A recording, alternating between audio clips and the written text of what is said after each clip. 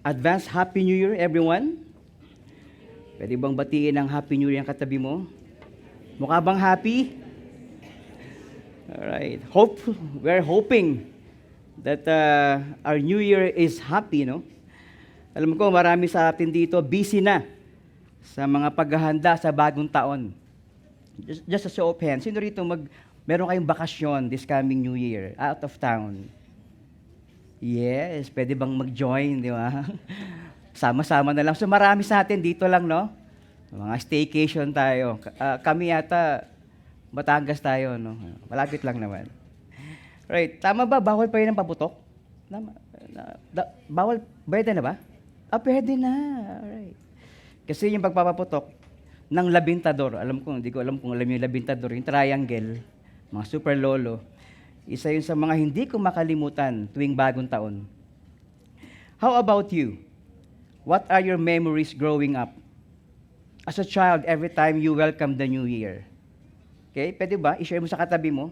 Ano yung mga naalala mo kapag New Year? Ano yung tradisyon nyo as family? Ano yung mga ginagawa nyo na kung minsan kakaiba? Alright?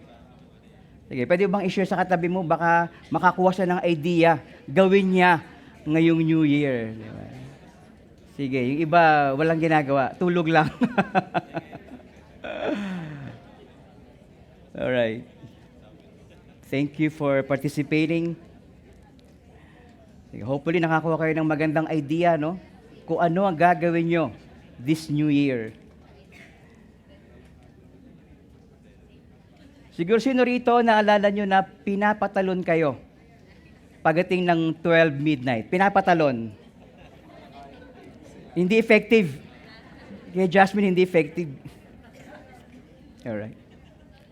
Sa mga matangkad, baka effective, no? Alright. Kaya naman pinagsusuot kayo ng damit na polka dots. Sino meron kayong ganung tradition sa family? Warning lang, huwag maniwala sa swerte. Malas yun. Alright. Okay naman, meron kayong mga bilog na prutas sa lamesa. Diba? Diba? May naglalagay kayo ng mga bilog-bilog. Hindi ko ma-imagine yung pinya, bilog din daw ba yun?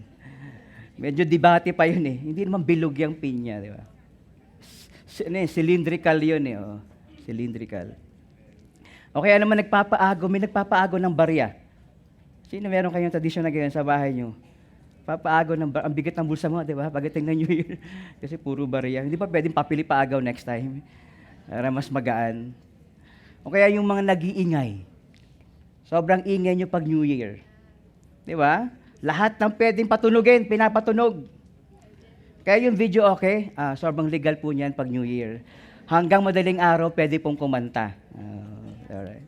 Saya-saya ko pag New Year eh. Walang naninigaw sa amin. Alright, growing up, ang mga naalala ko bukod sa pagpapaputok, sa amin, mas pinaghahandaan yung New Year kaysa sa Christmas. Alala ko yun. Pag Pasko, tahimik, tulog yung mga tao. Pero pag New Year, kahit madaling araw, gising pa yung mga tao. Yun yung mga naalala ko. Sa Bulacan, nagsusunog ng mga gulong, yung 24 ng gabi. Nagsusunog ng gulong, then doon ihagis yung mga paputok para safe. Yun nga lang, kinabukasan, ang itim ng mga ilong namin. Kasi yung goma eh. Alam ko, pinagbawal na ngayon yun. Yung pagsusunog ng goma. O kaya naman, ginigising kami. Pag 12 na, kahit katutulog mo lang, gising na, di ba? Katutulog ko lang eh. Kasi 12 midnight na. Napansin nyo ba, may mga memory tayo noong kabataan natin na sobrang vivid pa, sobrang liwanag pa sa isipan natin. Pero meron ding mga memories natin in the past na hindi natin maalala. Napansin nyo ba yon? Sino rito naalala nyo pa yung pangalan ng una nyong crush? May katabing asawa. Huwag na sabihin, baka papag-awayin pa natin yan. Alright? Because what we have, what they called long-term memory and short-term memory. Short-term memory has limited capacity and duration. It requires rehearsal, paulit-ulit, to prevent forgetting. Yun yung nature ng short-term memory. Whereas long-term memory has unlimited capacity, storing details from recent events to lifelong memories, like riding a bike or facts in the past that you encountered. It means short-term memory can be a long-term memory. Do you know that? When you rehearse it, pagpaulit-ulit mo pa rin ginagawa. That is why the words from the Bible can be in our long-term memory when we continuously read it, reread it, and rehearse it. The Word of God in the Bible can be in our long-term memory when we continuously read, reread, and rehearse reading it.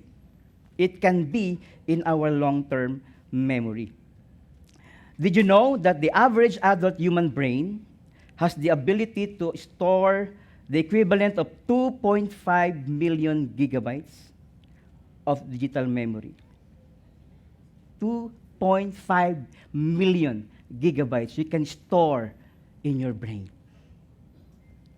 And the most decimal places of pi recalled in 1 minute is 280, and was achieved by a 10-year-old Alberto Davila, Aragon, from UK. I have a picture of that. In Bristol, on February 2025. Okay? Sino rito kayong i-recite yung value ng pi? 3.1416. May kaya ba na? Yung iba, ano yung pi?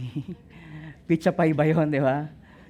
Parang nag-short circuit na yung brain mo. Our brain has the powerful capacity to remember. That's how powerful our brain is. Yet, our text that my son read a while ago in Isaiah 43:18-19 started from the words, remember not. Remember not. Remember not, knowing that our brain can store so much memory? Interesting. And besides, how many times in the Bible we are told to remember? Like every time we do communion. Tama ba? That is in remembrance with what Jesus Christ has done on the cross. Right? And remembering the past has benefits as well, like learning from mistakes. Sino ito nagkamali na kayo in the past? At ayaw nyo nang maulit muli. Di ba? Finding comfort in happy memories. Di ba, pag naalala nyo yung sobrang sayang moment nyo, parang nare-relieve ka. It brings back the past. Yan. Alright? But the disadvantages are also equally true, including relieving trauma, getting stuck in nostalgia that hinders new experiences.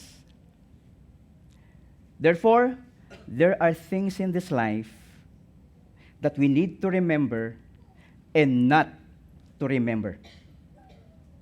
What are those things that we need to remember and not to remember? How do we really forget?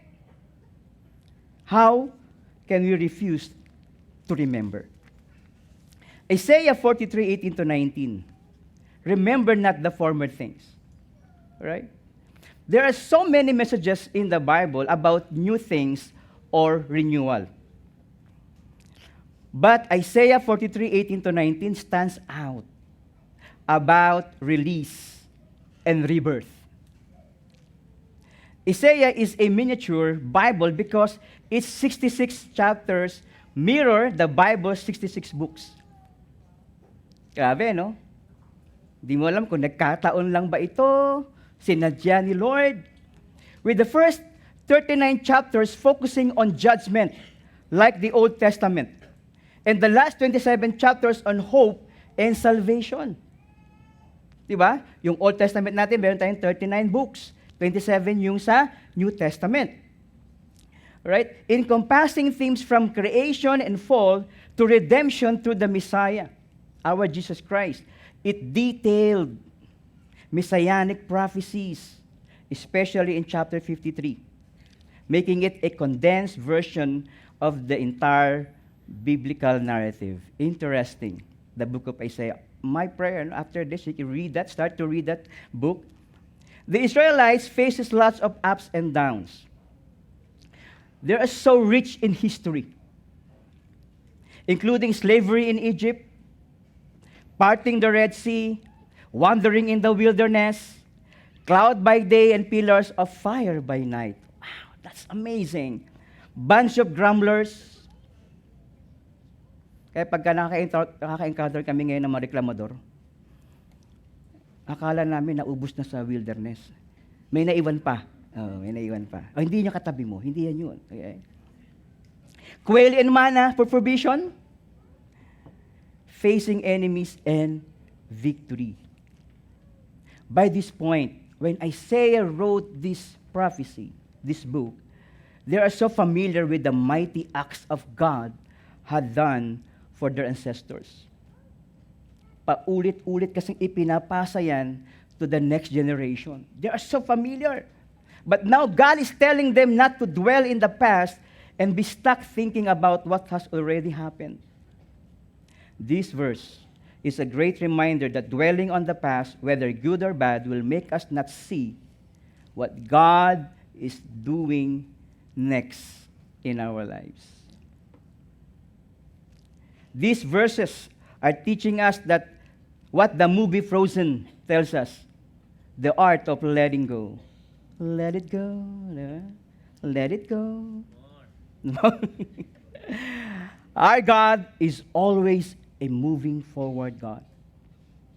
He doesn't want us to stuck in the past. This text is telling us also that to allow the past to control us and to start looking at what God will do next. It's a powerful reminder that God is at work in our lives. He's not finished yet. He's not finished yet. And that He always has something new and better ahead for those who trust in Him. Dwelling in the past can blind us for what God is doing in our lives today. Dwelling in the past can blind us for what great things that God is doing in our lives. Now let us learn truths from the text that we have read. First truth I want to share here. God wants us to remember not, nor consider the past that holds us back. Ito yung past na dapat nating nire-release. Yung hinahata ka pa rin pabalik. Right? Isaiah 43:18 says, remember not the former things. I don't know if you have encountered this news. Just last December 18, I have a picture of that. A motor rider sa Taguig, sumalpok sa van. December 18 lang ito. Kasi habang nagpapatakbo siya ng motor, nakatingin sa likod.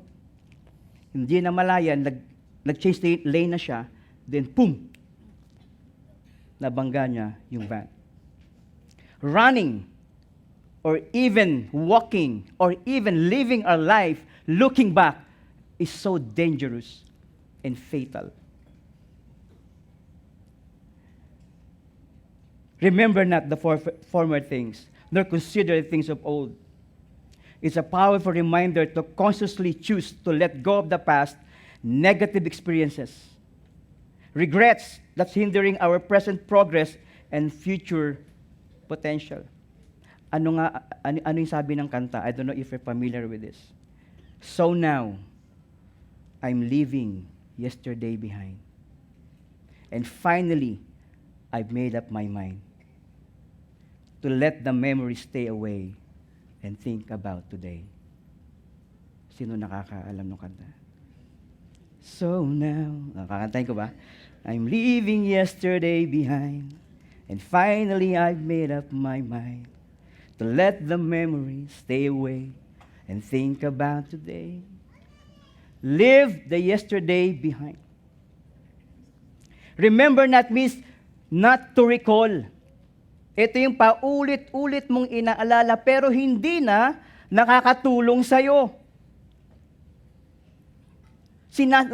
Alam mo yung parang sinasaktan mo na yung sarili mo. Di ba?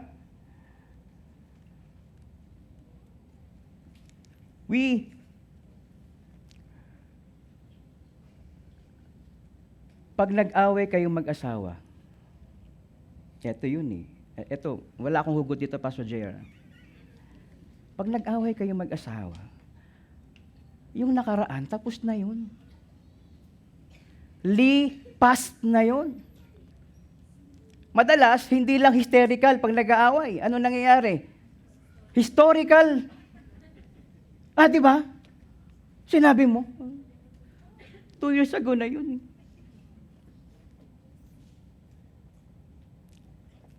Pag hindi nakakatulong sa atin, huwag nyo nang balikan.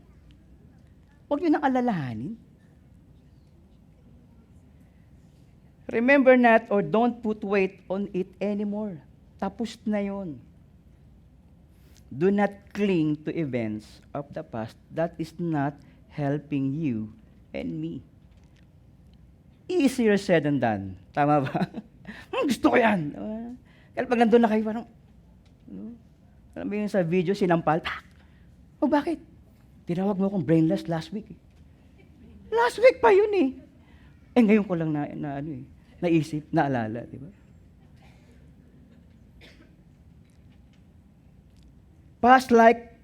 Past failures. Madalas nating naririnig, di ko talaga kaya mapatawad yung sarili ko. Si Lord nga, pinatawad ka na eh. Forgive yourself. What are those holding us back? Past hurts or broken hearts. Ang sakit kasi ng ginawa niya, kaya hindi ko siya kayang patawarin. Let me expound a little bit about forgiveness. I believe unforgiveness is one of the very reasons why people cannot forget the past, cannot move on. Sabi ni Marianne Williamson, unforgiveness is like drinking poison and waiting for the other person to die. When we don't know how to release forgiveness, we are the one dying. We are poisoning ourselves. Nabalitaan niyo ba yung guard sa Commonwealth? Sino nakakalam ng balita na ito?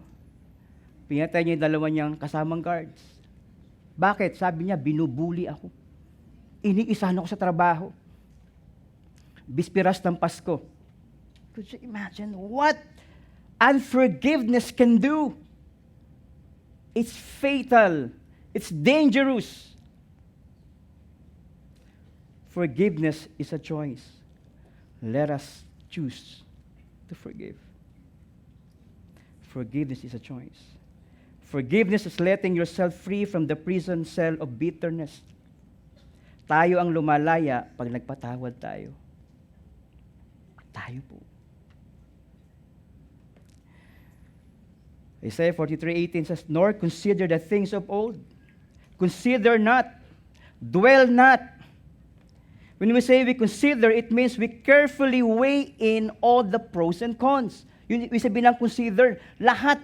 Ano ba yung disadvantage? Ano ba yung advantage? Considering not our past hurts is always to our advantage. Meaning, we should carefully not dwell in the past. Carefully. Consider not.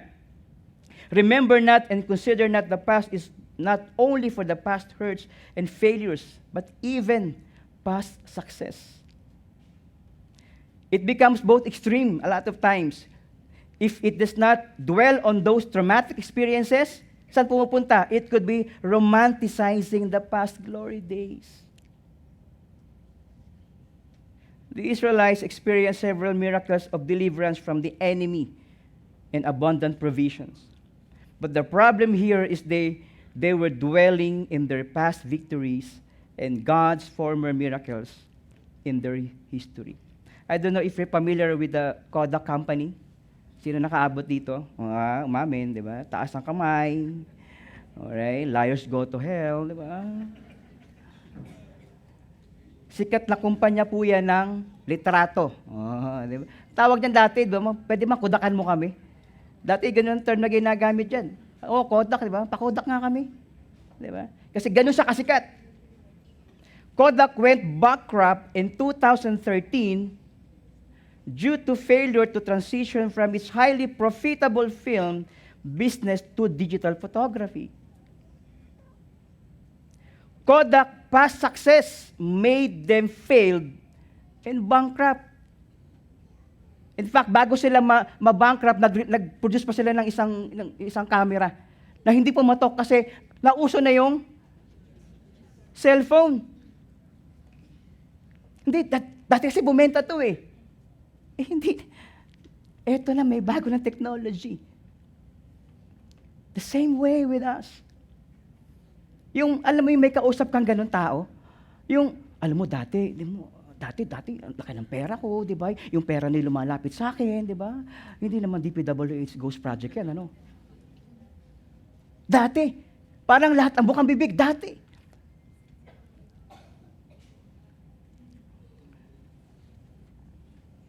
Huwag tayong mamuhay sa kahapon. Tagalugin ko na. Sa pait ng nakalipas, sa tamis ng tagumpay, sa kabiguan ng kahapon. Huwag tayong mamuhay sa mga ito. The problem is not the past, but dwelling in the past. The past is past. Tama? And we cannot do anything about it. How we wish, no? Merong undo yung past. Control C, Control C, Control C. Wala.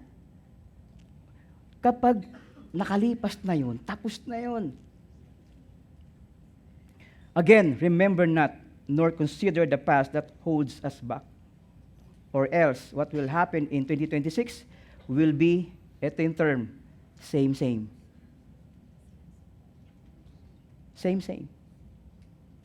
Kaya pag bumati sila, hindi Happy New Year. Happy another year. Bakit? Mukhang kapareho lang 2025 to 2026 ko eh. Wala ka faith, ano ba naman yung happy another year? Let go of the past. Second truth, God is always doing new great things in our life. God is always doing new great things in our life. Isaiah 43:19 says, "Behold, I am doing a new thing. Now it springs forth. Do you not perceive it?" I entered full-time as a campus missionary in 2006. I used to be a campus missionary. Lifebox. The Youth on Fire pa. Pastor Jerry, inabot pa yung Youth on Fire. Sino nakabot ng Youth on Fire? Si Kuya Topher, alam ni Kuya Topher yan. Okay, di ba? Youth on Fire pa ako I entered full-time. Nasabihan kami ng mga estudyante sa school, huwag kayong lumabas pag umuulan. Kasi, mamatay yung fire. Wala, inaasar lang kami. And I resigned in 2017 because of our new season. Nag-grab car ako. Ito mga grab car driver. Basta grab car driver, ano yan? Sweet lover. I have a picture of that. Pero nag-pandemic. Binenta ko po yung kotse namin. At nag-grab food ako. Thank you sa sponsor ng motor natin. Nandito po yung mag-asawang nag-sponsor ng motor namin. Kapatid ng asawa ko. From grab car, grab food, motor yung gamit, kinakabahan ako sa isa pang pandemic. Kasi baka bike na yung dalhin ko. Parang demotion eh. Kotse, motor, abay, bike na yung sunod yan.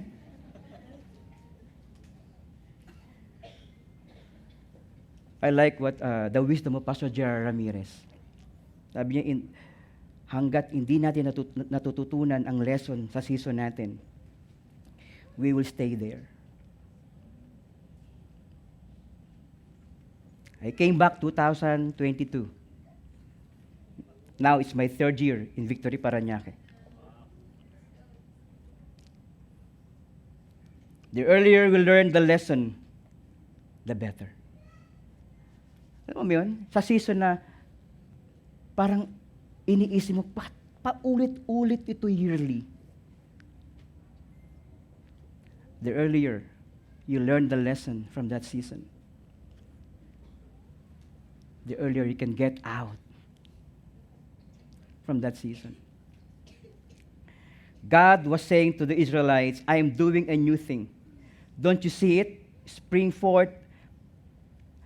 Why? Because of the sinfulness and rebellion against God. Their exile was a judgment by God because of their sin and rebellion. Pag binasa mo yung chapters ng Isaiah from 1 to 39, it's about judgment of God to the Israelites. Because of their rebellion, sin, and idolatry. You know what? The number one blinder for us not to see what God is doing in our lives, alam niyo ba yon? Sin. Sin is the number one blinder.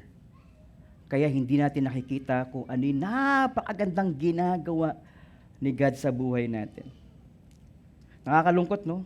Yung matagal na tayong Kristiyano, pero hanggang ngayon, may mga sinful habit pa rin tayo na hindi na-overcome.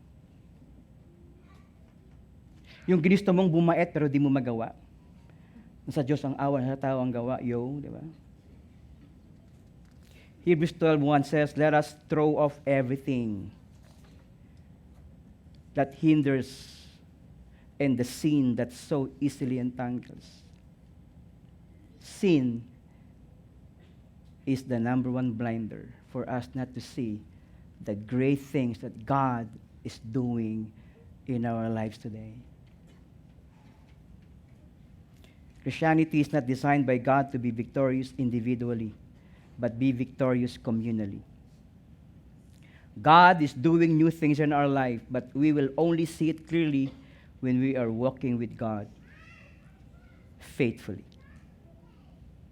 Third truth I want to share, God is our way maker and provider. Still in verse 19, I will make a way in the wilderness. You know, the scary thing about wilderness, it has no path or trail. Wala siyang mga dati ng mga dinaanan ng tao. Kaya nga, wilderness. Pwede kang maligaw. Sino rito naligaw na kayong minsan sa buhay nyo? Hindi nanligaw, naligaw. Diba? Ano ginagawa pag naliligaw? Balik rin ng damit, diba? Kasi, ganun ang itsura ng wilderness. Wala siyang trail or path. And God was telling the Israelites, yes, you will encounter wilderness in your life as my chosen people, but I, your God, will direct you. I will give you that path that you will walk onto. God will make a way in the wilderness of our lives. God will make a way when there seems to be no way. He works in ways we cannot see. He will make a way for me. God will make a way. Yes, that is true. God will make a way. In our wilderness time, God is the one who will make a way. As we welcome this new year, this is the assurance of God to all of us. Yes, 2026 will encounter wilderness in our lives, problems, challenges, or struggles. The presence of God is with us. That is His assurance for all of us. As long as God's presence is with us, we are in good hands. Not in Metrobank. It's in God.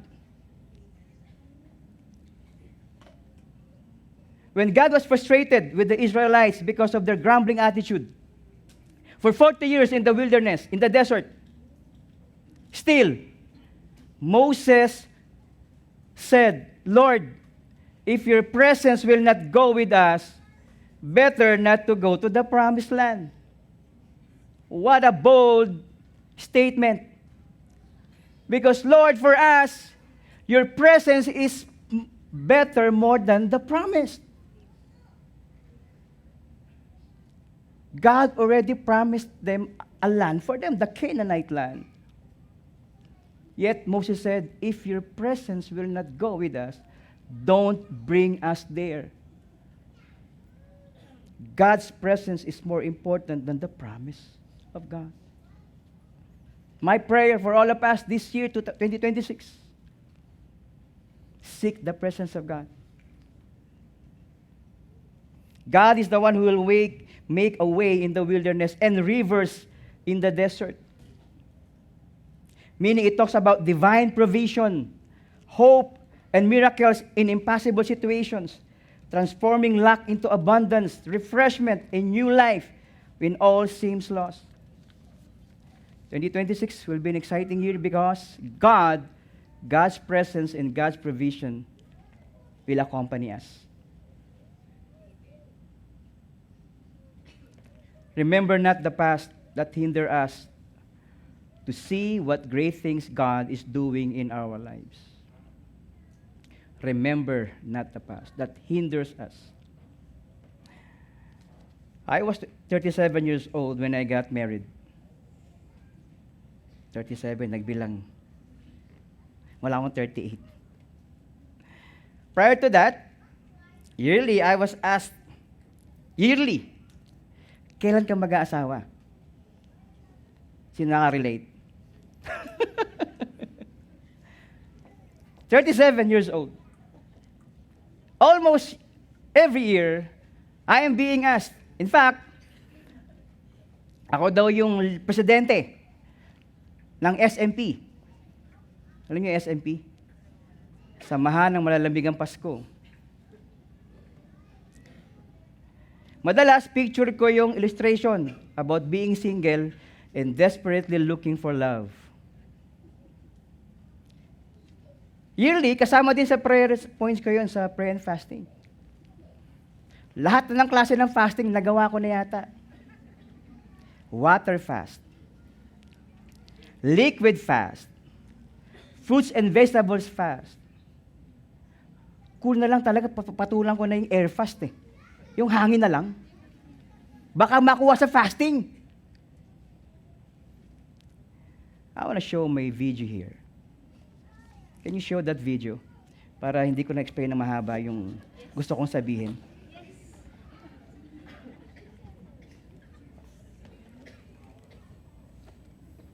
May water ka dyan, water. May water ka dyan, water. I-play. Click mo pa.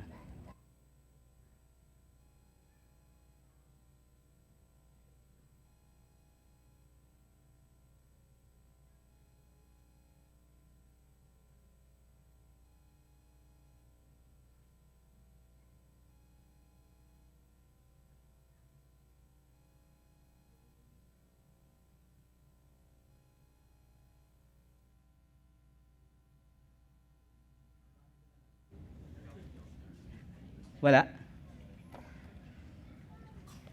Sige, I'll send you the link if you want to watch the video.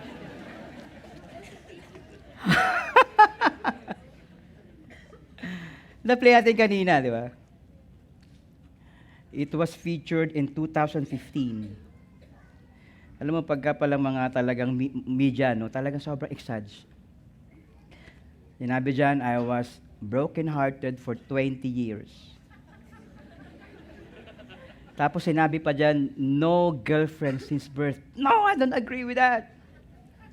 Para lang mapanood ng mga tao, panoorin interesting, kailangan medyo exaggerated. But 2015 was our first Christmas na magkasama kami. Kasi asawa ko na wala. 37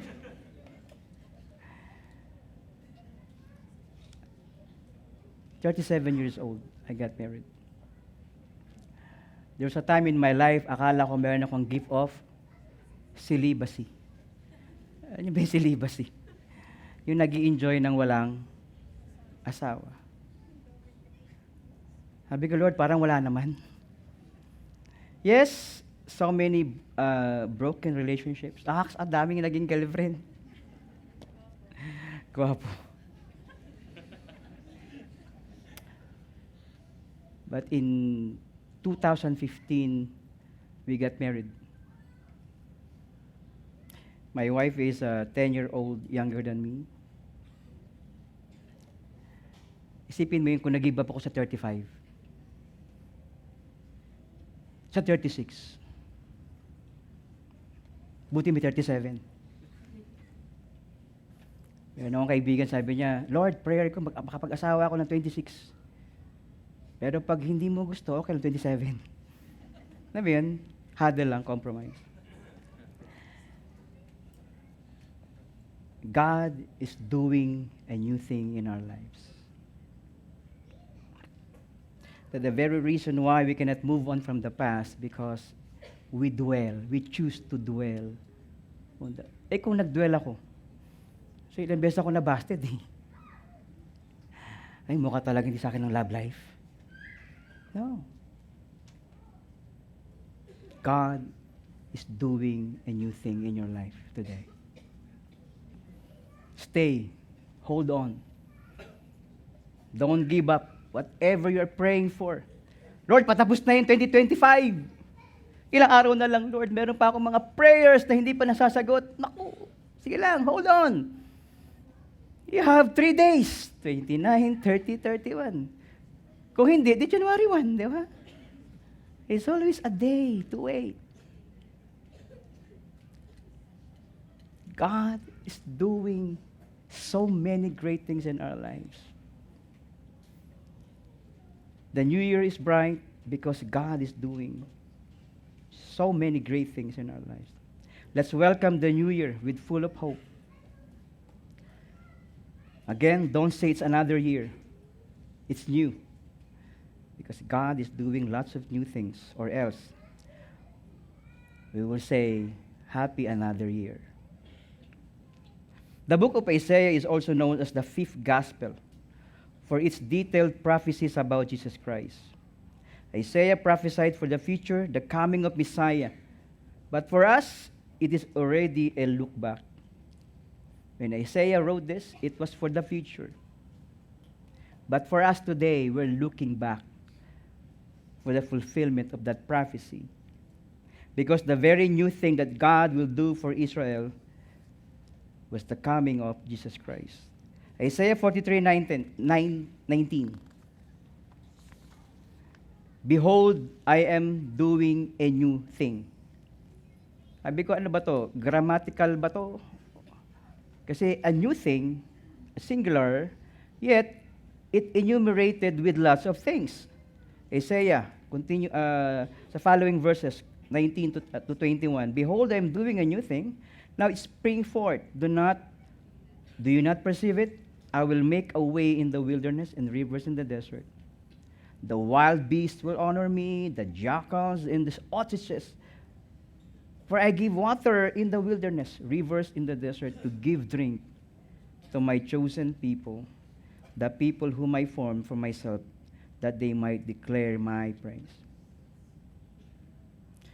The very new thing that God has done is the only thing that we need in our life. The living water. That is when God sent His Son, Jesus Christ.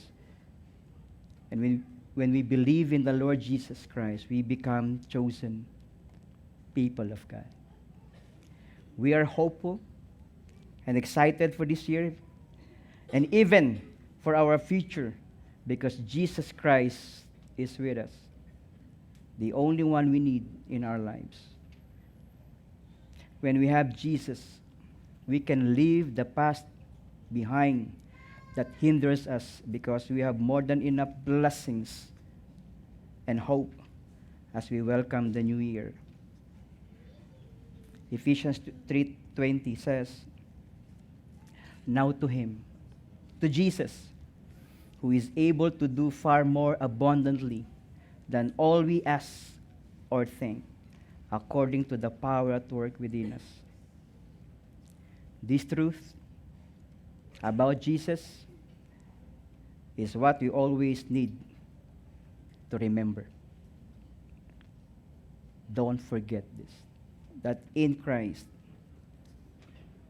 He is able to do far more abundantly, according to the power at work within us. Let us pray. Lord, thank you because we can leave the past behind. Those past that we know for a fact that will not help us anymore in our walk with you.